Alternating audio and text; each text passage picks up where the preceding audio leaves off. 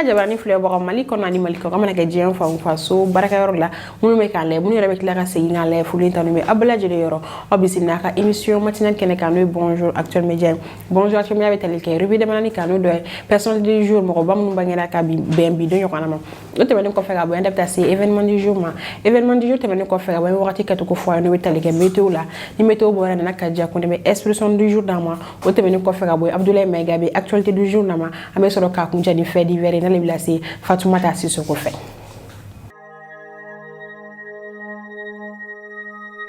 Voilà ça quand j'aimerais la sur la page Facebook Actuel Média, chaîne YouTube Actuel Média et dans site internet www.actuelmedia.net. Obisno kokokura bi mardi bi le 16 août la reclère cha ka montro donc la ka si gere ma. Ya si la rubrique foro la no personne de jour no talike mo bam bangira ka ben vidéo yona ma le 16 août. Madame Kevin Aized Lalé acteur français allé bangira le 16 août 1992 aye santane sabake film go carré konnana santane sabako on a film réalisé. Autrement qu'on fait c'est Steve Carell allé bangira le 16 août 1962 allé acteur producteur américain aye sam bisba ke film ko kanana aye film bisba ni réalisé au sam bisba konana. Autrement qu'on fait c'est Michel Nouma allé acteur américain allé bangira le 16 août 1977 aye santan wolo la ke film ko konana aye c'est film d'intan fla réalisé au santan wolo la konana. Ni le tu me dans anga bi personne du jour ma am tenge fegana Johnny andarata c'est événement du jour ma. OTS est là pour tous vos besoins en matériel électronique et électroménager. Oh bisna ko gora bonjour actuellement kan kan yansi le nga rubi flana ma no be talike événement du jour na ko ba mun kay rabbi do le 16 août. Le 16 août 1972, un coup d'état rati a lieu contre le roi du Maroc Hassan II. Aywa, coup d'état de Hassan II la nare Maroc roi en 1972 ka ben vidéo on a manu le 16 août. Le 16 août 2017, entrée en vigueur de la convention de Minamata sur le mercure signée le 10 octobre 2013. Aywa, convention do signée na Minamata ka ben vidéo le 16 août. Ni tu me dans série angabi événement du jour là, on t'a fait donner gana, ça n'a darata se météo ma. ESG, École supérieure de gestion spécialisée dans la formation des métiers de la comptabilité et de la gestion d'entreprise. Voilà ça quand j'aimerais là sur la page Facebook Actuel Média, chaîne YouTube Actuel Média, le site internet www.actuelmedia.net. Ni ainsi la rubrique météo rema, nous t'allons voir que tout la mode de Bamako comme toujours. Bi baba ko maximum 26 degrés, minimal 22 degrés. C'est Bamako la minina 100 mina quoi c'est. Autrement qu'on fait c'est Kaima maximal 31 degrés minimal 27 degrés Kaina la minine ça me fille mais fille avec fille on le ngateme autrement qu'on fait c'est Kouloukour maximal 28 degrés minimal 22 degrés Kouloukour la minine ça me na quoi c'est bi autrement qu'on fait c'est Sigasuma bi Sigasuma maximal 23 degrés minimal 21 degrés Sigasuma la minine ça me na quoi c'est bi autrement qu'on fait c'est maximal 29 degrés minimal 23 degrés Siguna na minine ça me na bi quoi c'est autrement qu'on fait c'est Moptima maximal 29 degrés minimal 25 degrés Moptina la minine sans risque kabon quoi c'est autrement qu'on fait c'est Gaoma maximal 34 degrés minimal 26 degrés Gaola la minine sans hôtel ou fémi autrement qu'on fait c'est Tombouctou maximal 34 degrés minimal 29 degrés Tombouctou Kofé sans hôtel bi amé sur habitat Kounjani Kidal maximal 36 degrés minimal 25 degrés Kidal la minine sans hôtel bi ni be dans série anga bi météo la mi tanga fait donner kana ça y na ka jara kene soroka expression du jour d'âme. Pour tous vos besoins en librairie, papeterie, matériel informatique, appareils électroniques et divers, rendez-vous chez AKD Informatique. Ni ansile anga rubrique nanna manale expression du jour nana ka jare bulla sama ay kana soroka ba amna fulla sama. Nana une soxna. Monsieur, ça va Fatoumata Darame? Ko di bashiti la. Bashifete yeradi. Bashifete na alhamdulillah. Okay. Ay ni ko wala alhamdulillah. Ah ya li mo mi waro ko alhamdulillah. Oui, c'est bani tega ou c'est bani. Ayo. Ali ga sudu la bi do ko ça va. Oui ganu jara. Bon, ami ala barkada ayake ankene sino de weekend do. Ayo ala kan no. Bi ko ni mardi anga so le mardi. Ore weekend tigi. abishu kono wati na au sera sabali akan ko kono te ala kan kisi akla kan kisi ande do nga dum ma jans ki rola na fuligan me ni bole ala se frère ma ki ko fuligan me mbolo kadi absolument mo yoni absolument fa ame fulima comme ya photo mina enfin on a la maman donc on va en profiter on va couper blaika anime chou bela jele ko on fa bela jele fo aussi rola donc no te manaka boy nay sira ka fo kiren ame fo kiren ngadi photo de la mema ami fo jati mina diala ka bo fo katika na émission matinale ke amano donc no te manaka boy ama flel wa chaman musuma bela jele fo mari kono mari ko fo aussi rola ma funya na ko nyame nyona émission ke la te mo ko bi bolo mo mi ya fait un commentaire partage ke peut-être que kero ke bele ba de nyonyo de finya na antise ko sara soro donc ama funyana ko bismillah bonjour Actuel Média Plateau keren ya la rubrique expression du jour ken jara en ko sabe ay ma technicien fo problème tala abena fo tabla la banda bien fo ya da gunu ya la banda ok ce sont les jours mais bolu bi la sans flé bokoma aywa yera nyumana fakna dala me ni ga jeme na donc expression du jour la ni ga bi expression du jour faflo o te dore ko dore la plume la plus la tangetel ki nga fam plus la tangetel encore era bola fala ko dore la pluie ça te rappelle de quoi wala ma dore une pluie ka dore regi bon ka dore to ko tanto dore couleur dore couleur dorée thé doré parce que couleur dorée ça veut dire avec et accent de miel donc avec infinitif fruit là donc doré verbe o na o korosa bulu am so ko ne tiga se ga fam yo parce que ne ko mbolo mino tew na fu sa mo na yelena aywa o korosa doré ko présenter de façon séduisante une chose désagréable flatter une personne pour la pousser à faire quelque chose modo wo kere ki ne do rebe no giri nga ro mate so do be no giri ne ikam ki ka ko ngi flatter de no so mo fen no la korote rega bare parce que te mo la ba ka sa bara joshi ibe do si jola tiki alibiti tala ibe do si jola ay ne atli ibo ke o iga bare so ma ba ay wala kan no ni mo mo la donc abe firma ko dore la pluie parce que il veut me flatter pour la cola comme moi mais puis il a déjà mis mon doit dominer ça il va faut il va expression fana betaliga dumel la san avec atelier erika avec fatibo fazer ko fazer waka dominer ma sura mana ka sura masa de kon donc tu as poussé la personne à faire ce que tu veux mais ce qui aller au moment il a faut ligan faire il faut être erika pareil expression fana je vais faire de la wala ça go faire soro donc ni egina ra mo ngandoro kan say kadni daro ça veut dire qu'il y a quelque chose qui se cache derrière il y a les mots flattés interrompre tout comme il y a les mots caligner en coffre donc il y a expression qu'on a doré comme on nous met non ou be mo pousser comme et do ou era jaida fait ka sur alna mani yere comme il y a exemple ta tout comme na donc nous t'amener à me tester expression flana au lieu coûter la peau des fesses coûter la peau des fesses on famille encore du message elle bolo coûter la peau des fesses am ça t'en il y a bon expression ni ba le te ga famille et na famille parce que nya da ba encore du message j'ai mal écrit pour qu'il y ait une femme ok encore du message non elle bolo am ça t'en encore du message na fera coûter la peau des fesses nene ko mo tera liana o ga manga ene parce que ne wara mo me hakilla ok parce que nyuma ene te hakilla fa donc amiga hakilla mo to kere fa donc au corote doré ko coûter les yeux de la tête et to fanaro coûter les yeux de la tête na kinya bokoti ya ko igmula ne va pas enlever oui ne ko coûter yo ala kan no ya ni ma famula mais na mo fo ni na famula o de ko coûter très cher angana ko sa ndega snack dum kan jani ngati o te mais ayo ala kan no na akoro de go o sanna interessant ni sa bisaka ni eso so employé kama san alors na fo ni tera sura ni do ni ko ni ka tsabe ko dara me ngani ngani chen chene we ngani gol ki chene e beta fotinto ko ça coûte la peau des fesses donc ça veut dire que a cɛ ka ɲi a da ka gɛlɛn A da ka gɛlɛn. donc n'i y'a mɛn yɔrɔ o yɔrɔ coûter la peau des fesses ça veut dire que o ye cherté ye fɛnw da ka gɛlɛn donc mais an b'a ye k'a fɔ ko i ka fɛn da gɛlɛnw san kuma dɔw la ko o nafa ka bon ni fɛn da nɔgɔmani ye e yɛrɛ ka exemple b'a yira n na kuma dɔw la i b'a fɔ ko n tɛ kɛmɛ ta fɛ dɛ n bɛ kɛmɛ ta fɛ dɛ o nafa ka bon dɛ o kasa ka di dɛ je pense que i y'a faamuya Ala k'a nɔgɔya. ne fɛ ka mun fɔ yan N y'a faamu. i y'a faamuya dɔn donc o kɔrɔ y'o de ye ko an ka kariya ka wari don fɛn ɲɛnamaw na ko ka wusa an ka taa wari don maɲumanko wari don parce que n'i y'a don n'i ye fɛn nɔgɔmani san a dɔw tɛ mɛn yɛrɛ donc a bɛ tiɲɛ joona n'i ye wari caman don a la o nafa ka bon Nana fana min fɛ yen an ye wagati min na i b'o ko de kɛ dɛ. mais ne bolo n'i y'a san ka bila caman n'i y'a da kelen san ka bila i bɛ to k'a ta dɔɔni dɔɔni mais n'a caman n'i y'a san da ɲɔgɔn na i yɛrɛ b'a dɔn i y'a san da ɲɔgɔn na donc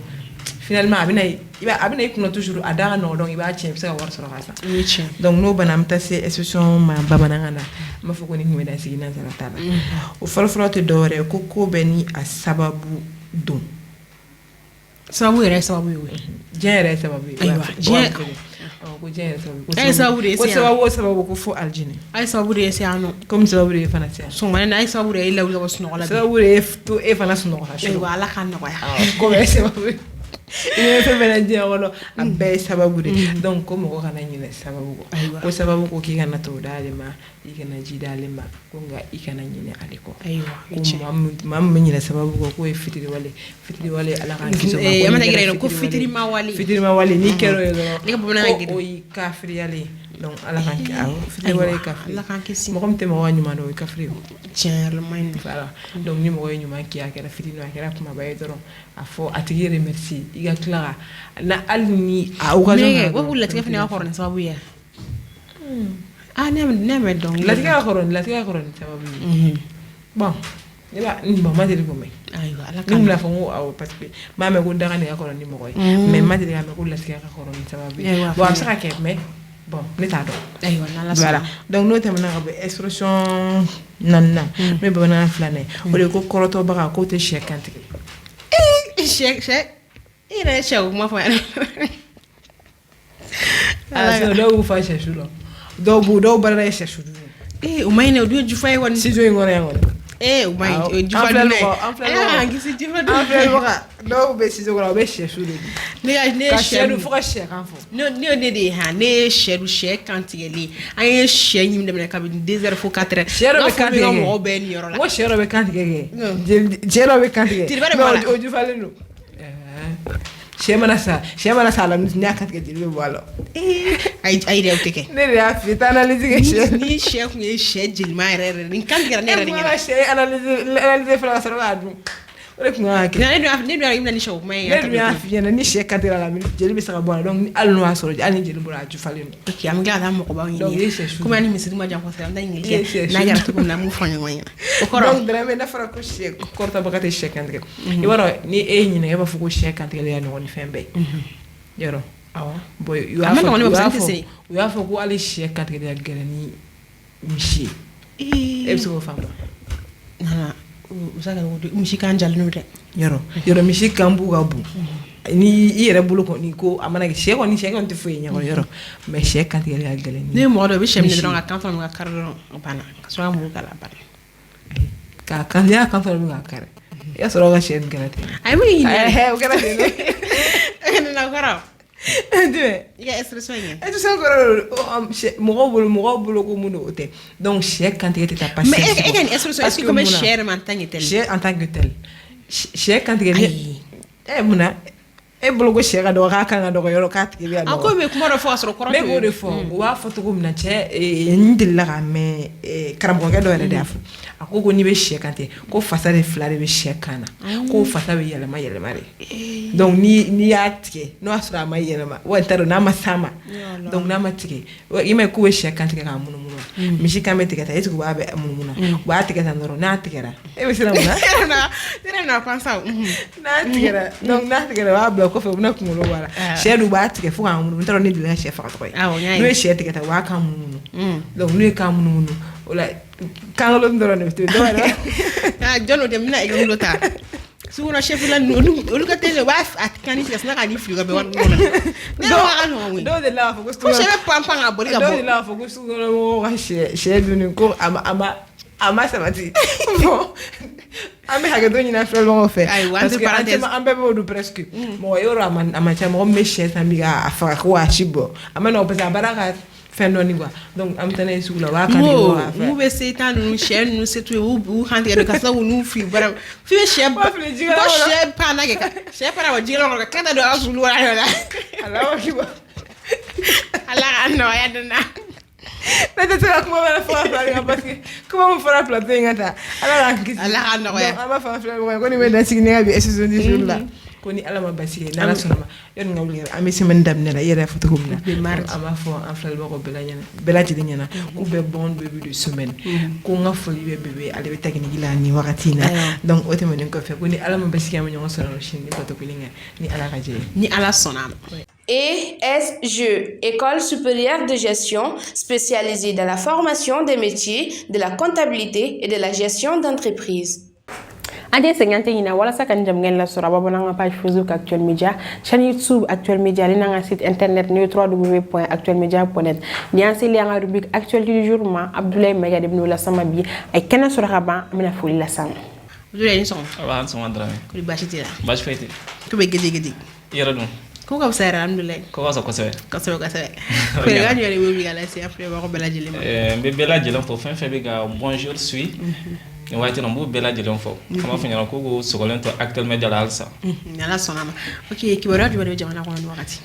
Bon Andrame kibaria mi mambolo ama damne ni anga jamana ko ta parce que kibaria berete me mi bam se go dawma. Awo. O de semaine temene kilomètre mo ya bla ko anga premier ministre mangene. Awo Shogel ko kala ko kalo tan nani barala ka segna ku aga docteur ya bla ka ta ayere reposer jabu yala donc primature yo bla aga ribo mna me kon atime ko wala sa dro aga lafia soro mais ni ko ni fargola lafia soro nga ko ni semaine na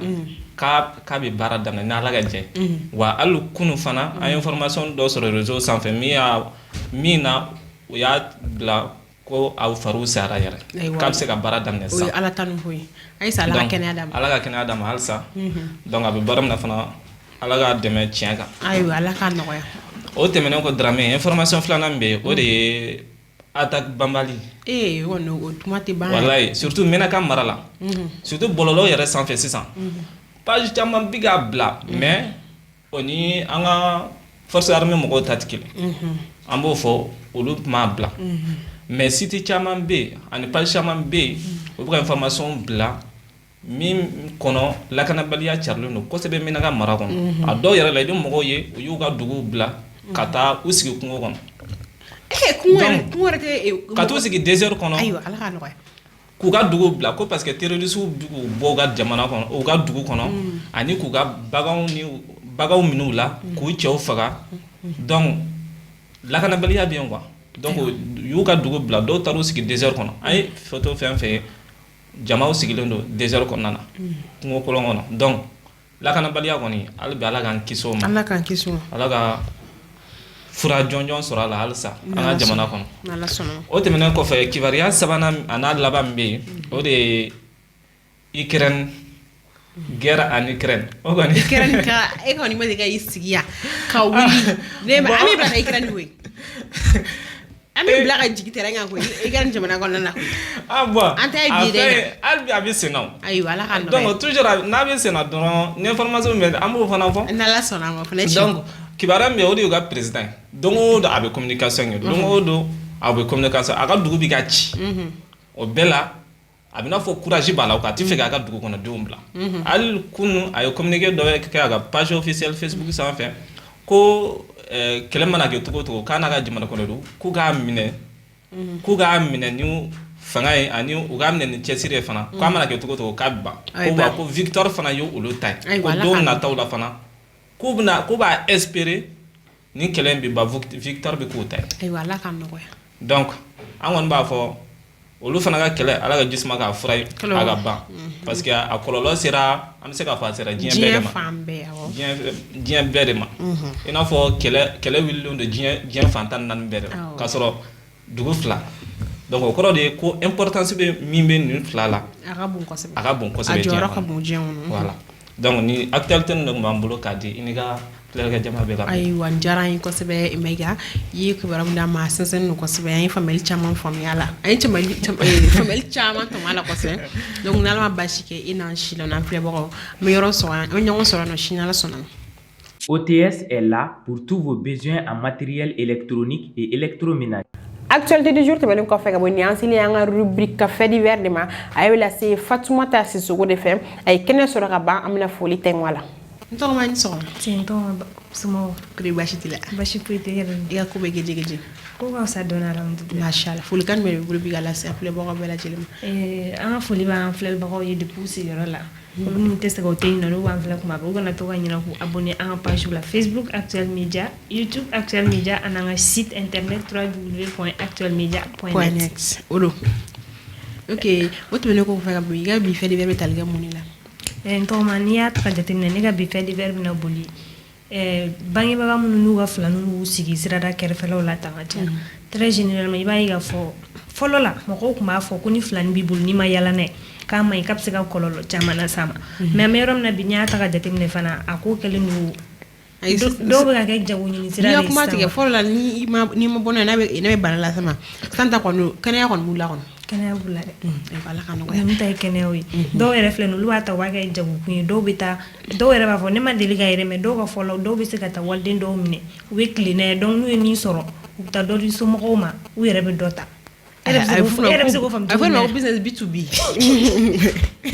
business B2B ere ga fola amene te jigi flan yera lan fana be bangi ba mun fana me so gu denji u de nga takle gu to ndala accident se gu soro fen su go be se gu to do ere be no ni be circulation o be do bulma fa ni nyote to fen su go be se ga kula mo nyuma me circulation na chugam na mo jugu be do de ne aw e be se ga ta i de black gu to ndala to al na soro i ere de ni do sa i be se ga ta ni wakati ni kare be se ga ta ni de so certes amado e gale abi jamana ga meni ere depuis jamana matini ni vola anya i ga jete ne ga fo femindo afin avec a tiagata do yere be no bitu si unu ga dem fitinu bubula be taw siki klela bana we se ga dun soro na kle ora siki yere ta jamo ko wala ko ma be dem ata so ngol amano ko nen to mais angon nga jete ne ga fo do wa ke ni gele parce que do be no tuga tubulu fe olu ko no lu se do be ta klinga yala no e fem mu soro bita so bita tubuli ni fonga o be se wa mu soro soro la mais munu kon ba dabo woni ko ka tu sigi buton la warin ni sira ere du kon do kele no ga warin ni sira de amba funyana dala uga dobo ko ina parce que femme no danger chama bala quoi